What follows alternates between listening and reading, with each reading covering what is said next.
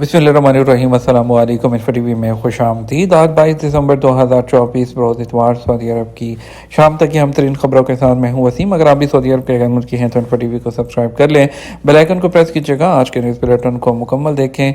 शुरू करते हैं पहली खबर के साथ। ज़वाबित की खिलाफवर्जी पर तिब्बी अमले के 5 अफराद के खिलाफ कार्रवाई। वज़ारत सेहत ने कहा, पेशे की अखलाकियात और तयशुदा असूल और ज़वाबित की खिलाफवर्जी पर तिब्बी अमले से ताल्लुक़ रखने वाले 5 अफराद के खिलाफ कार्रवाई की गई है।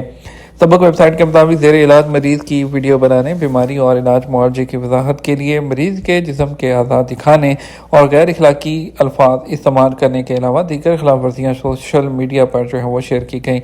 वज़ारत ने कहा, जिन लोगों की तरफ से कार्रवाई की गई है उनकी तरफ से सरजनद होने वाले आमाल मुआशरे की अखलाकियात और पेशे की अखलाकियात के खिलाफ हैं। वज़ारत ने मज़कूरा अफराद को काम से रोक दिया है और उन्हें कार्रवाई के लिए तफ्तीशी इदारे के हवाले कर दिया गया।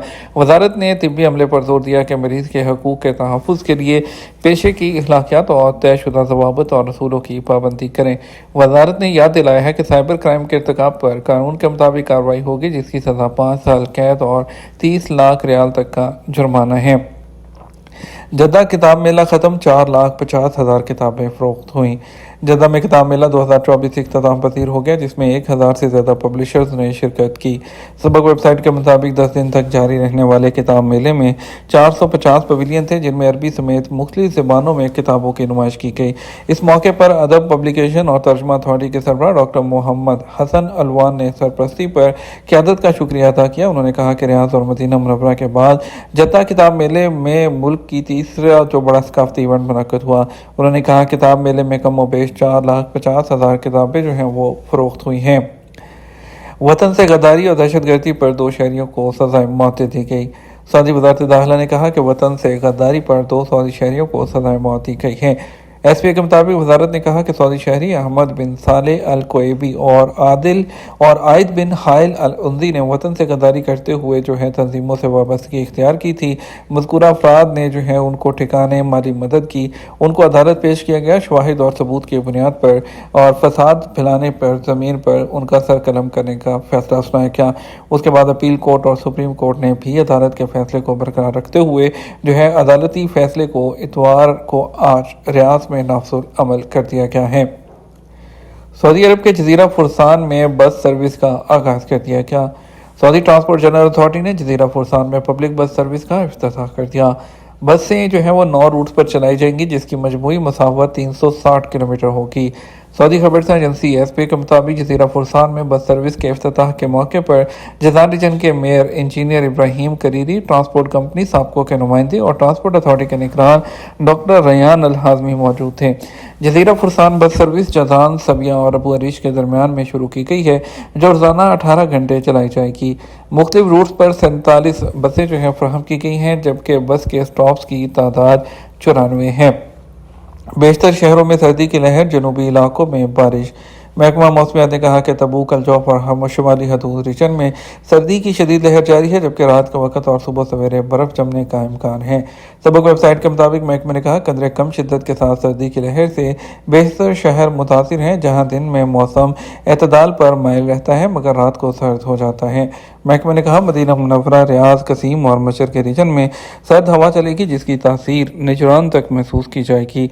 उधर जनूबी इलाकों में जो मुतलका महकमा है उसने कहा है कि असीर, जज़ान और अलबहा में मतला बरालूद रहेगा, जबकि बेशतर शहरों में कहीं हल्की और कहीं दरमियाने दर्जे की बारिश होगी। मज़कूरा इलाकों के अलावा मक्का मुकर्रमा के बाद इलाकों में गर्द आलूद हवा भी चलेगी। सऊदी मुआशरा आज भी असल सकाफत से जुड़ा है। पोलिश टूरिस्ट पोलैंड के टूरिस्ट का कहना है कि सऊदी शहरी अपनी सकाफत की वजह से दुनिया भर में नुमाया मुकाम रखते हैं। आमतौर पर एक फैमिली की तरह रहते हैं, जो एक दूसरे के दुख, दर्द और खुशी के लम्हात मिलकर बांटते हैं।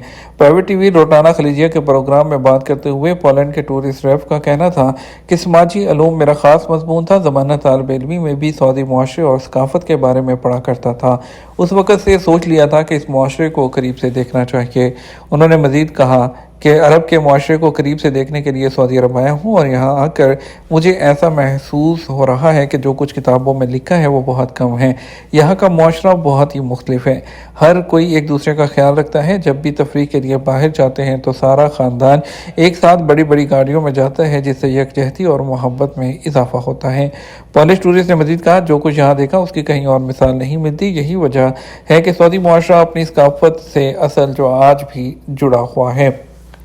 موسم سرما کتنے ماہ جاری رہے گا؟ کون سے علاقے زیادہ متاثر ہوں گے؟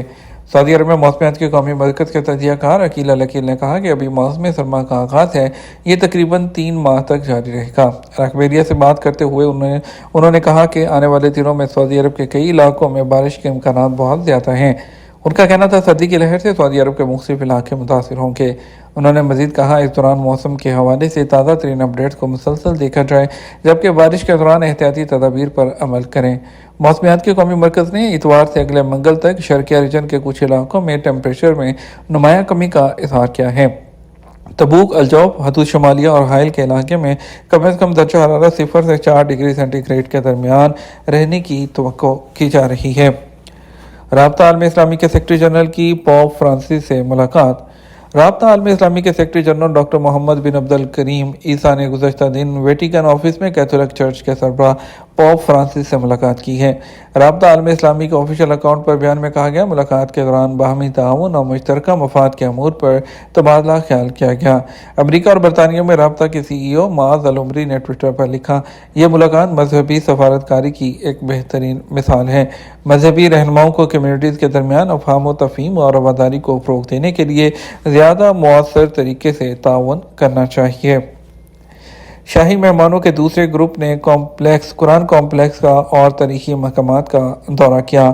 خادم حرمین شریفین گیسٹ پروگرام کے ایک حصے کے طور پر شاہی مہمانوں کے دوسرے گروپ نے ہفتے کو مدینہ منورہ میں کنگ فہد قرآن کمپلیکس کا دورہ کیا۔